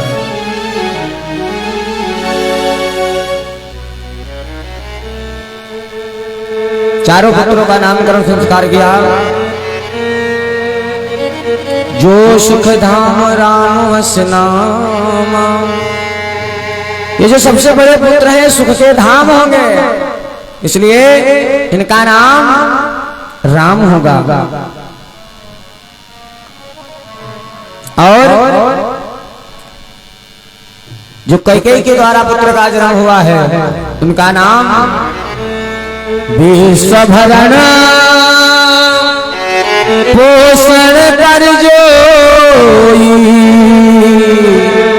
जो सारे विश्व को चलाएगा, जिसका पालन पोषण करेगा, ताकर नाम भरत यश होई। उसके बाद में सुमित्रा के बड़े पुत्र का नामकरण संस्कार करते हैं। राजन, इसके नाम से ही शत्रुओं का क्षय हो जाएगा, शत्रुओं का नाश हो जाएगा। हम नहीं जाके सुमिरन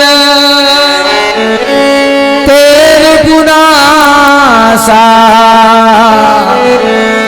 नाम शत्रुघ्न वेद प्रकाशा। महाराज, इसका नाम शत्रुघ्न होगा, इसके नाम से ही शत्रुओं पर विजय प्राप्त हो जाएगी। और जो सबसे छोटा वाला पुत्र है लक्षण धाम राम प्रिय,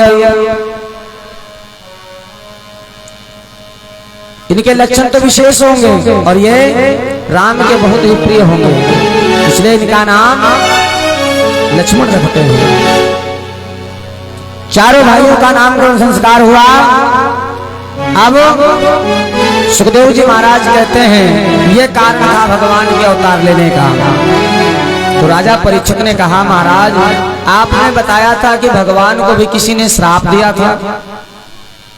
सुखदेव जी ने कहा हाँ, एक बार भगवान को भी श्राप लग गया। कब?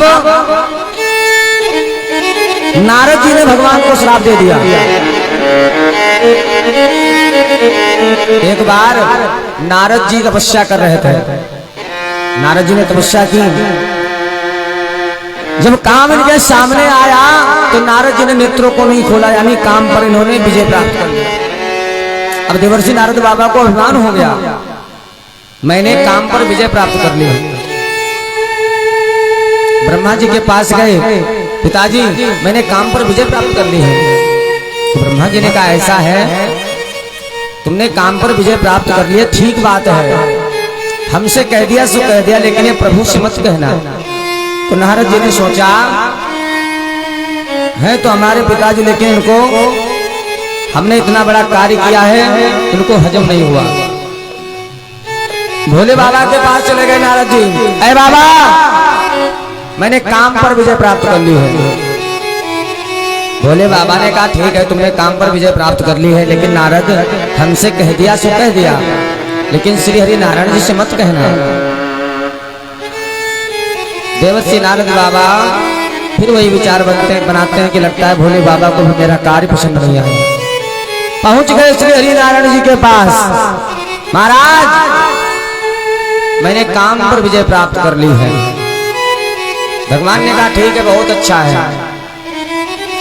इतना कहा और वहां से चल दिए तो भगवान ने अपनी माया फैला दी। नगर एक सत जो जन विस्तार, एक माया रूपी नगर की स्थापना कर दी, जिसके राजा शील निधि हैं। उनके यहाँ सुंदर एक कन्या है जिसका नाम विश्व मोहिनी है। नारद बाबा को देखा है शील निधि राजा ने, राजन थोड़ा राजमहल में चलिए, मुझे अपनी कन्या का हाथ दिखाना है। नारद जी को आदर सत्कार से शील निधि राजा ले गए। आसन में बैठाया। जो ही विश्व मोहिनी को बुलाया और देवर्षि नारद बाबा को हस्त रेखा दिखाई है, क्योंकि देवर्षि नारद बाबा हस्त रेखा के विशेषज्ञ थे।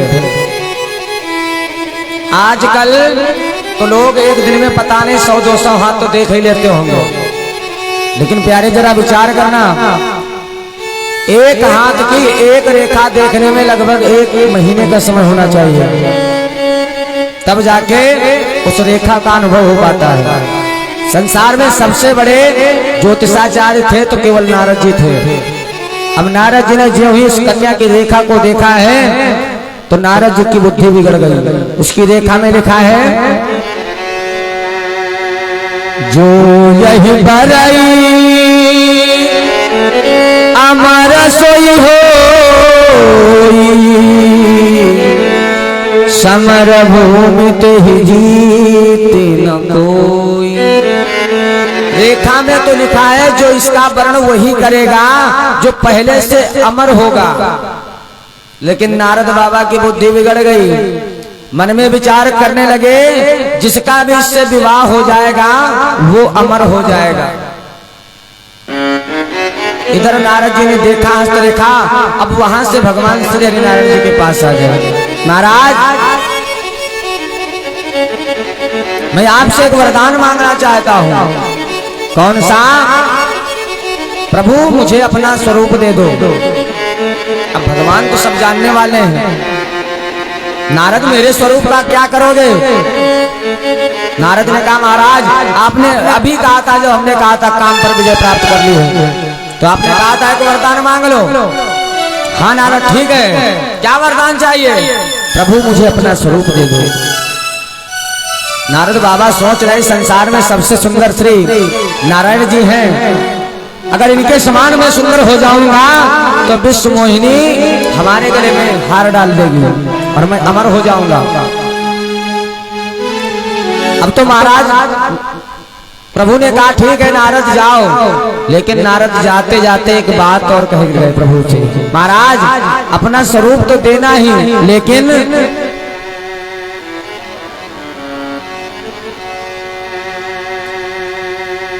ऐसा कार्य करना जिसमें हमारा हित हो।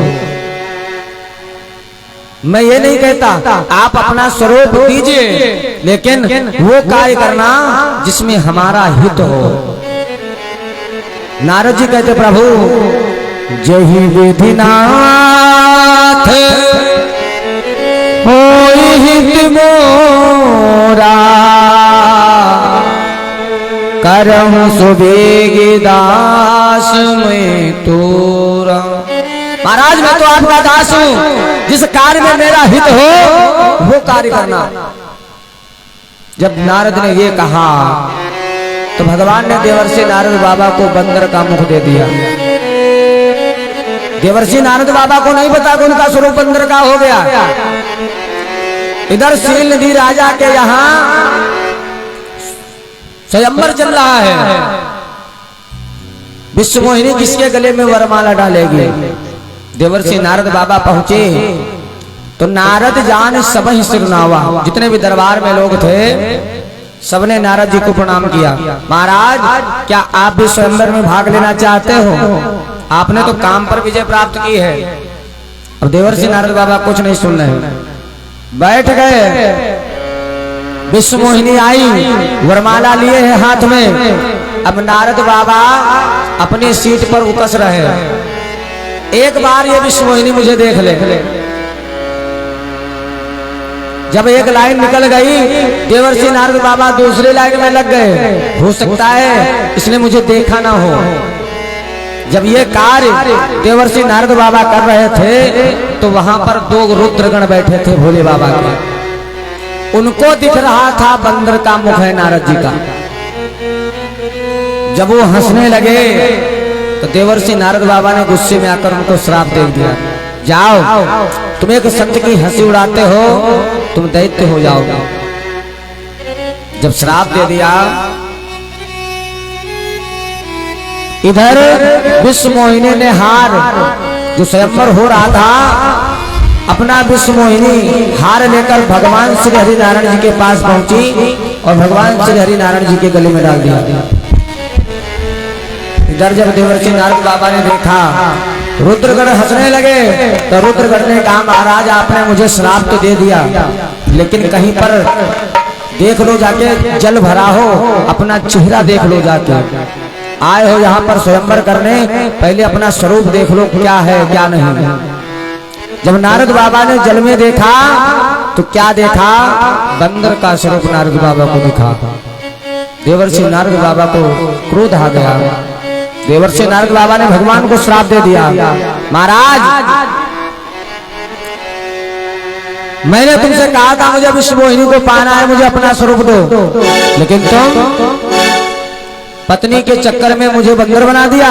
जाओ, मैं श्राप दे रहा हूं कि तुम्हें भी पत्नी के लिए ये भालू बंदर ही सहायता करेंगे। क्यों कि कपि आकृति तुम कीन हमारी, करी है किस सहाय तुम्हारी। क्या मैं श्राप देता हूं, जिस पत्नी को पाने के चक्कर में तुमने मुझे बंदर बनाया है, यही बंदर तुम्हारी मदद करेंगे जब तुम अपनी पत्नी के विरह में तड़प रहे होगे। ज्यों ही श्राप दिया, भगवान ने अपनी माया को समेट लिया। अब ना तो वहां पर कोई नगर है, ना तो कोई राजा है, ना कोई स्वयंवर है, अब केवल नारद जी और भगवान जी खड़े हैं। नारद जी ने ज्यों ही प्रभु को देखा, हाथ जोड़कर क्षमा मांगने लगे, भगवान मुझे क्षमा कर दे, मुझसे बहुत बड़ी गलती हो गई, मैंने आपको श्राप दे दिया। तो भगवान ने कहा नारद ये भी इच्छा हमारी ही थी, मम इच्छा कहा दीन दयाला, और आपने श्राप नहीं दिया है, आपने तो हमें आशीर्वाद दिया है। क्योंकि श्राप दिया होता तो ये बंदर हमारी सहायता क्यों करते। अगर श्राप देना होता तो श्राप देते बंदर ही काट लेंगे हमको, भाई बंदर हमारी सहायता क्यों करेंगे, ये तो आपका आशीर्वाद है। सुखदेव जी महाराज कहते हैं राजा परीक्षित, ये श्राप भगवान को लगा था, इसलिए भगवान को अवतार लेना पड़ा।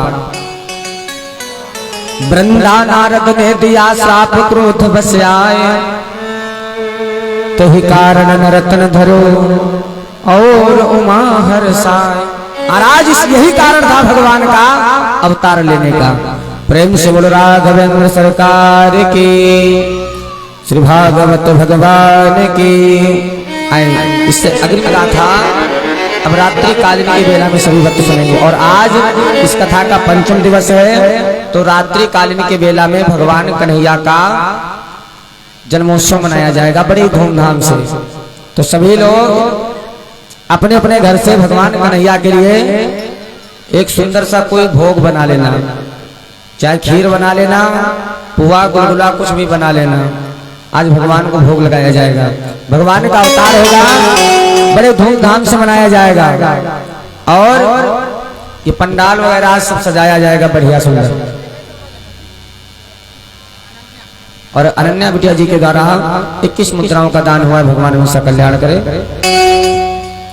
आए 2 बार सभी भक्त भगवान के नाम का संकीर्तन करें।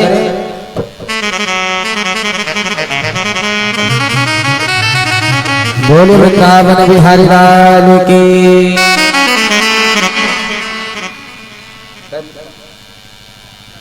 और 10 मुद्राएं राम जी भैया जी के द्वारा भगवान जी के चरणों में सादर समेत में भगवान हमेशा कल्याण करें। आज सभी लोग गुनगुनाएं मेरे साथ में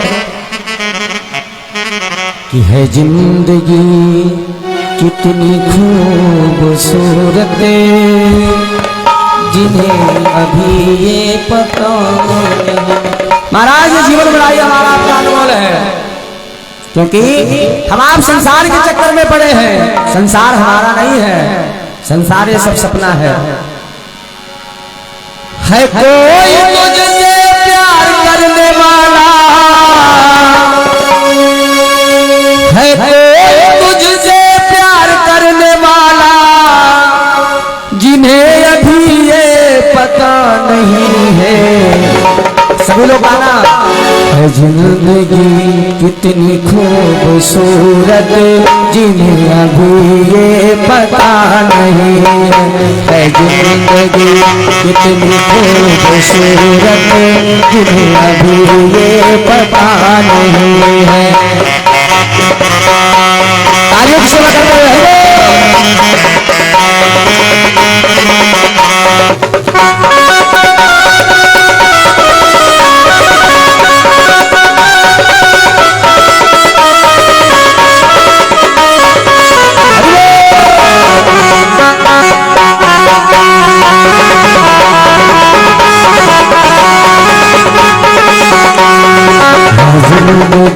कितनी खूबसूरत जी अभी ये पता नहीं है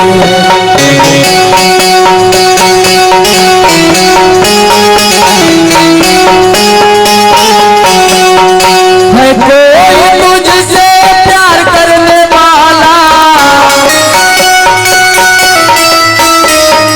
है कोई मुझसे प्यार करने वाला जिन्हें अभी ये पता नहीं है जिंदगी कितनी खूबसूरत जिन्हें अभी ये पता नहीं है।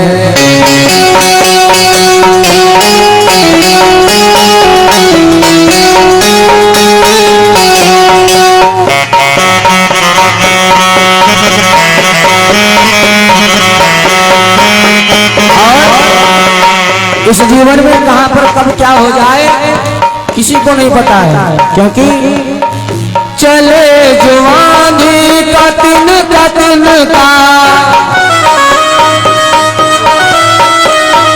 चले जुआनी का तिनका बिखर जाएगा वो अखियों का कजरा जो तेरे हौसले को जो तेरे हौसले को अभी वो तूफान उठा नहीं है जिंदगी इतनी खूबसूरत जिन्हें अभी ये पता नहीं है।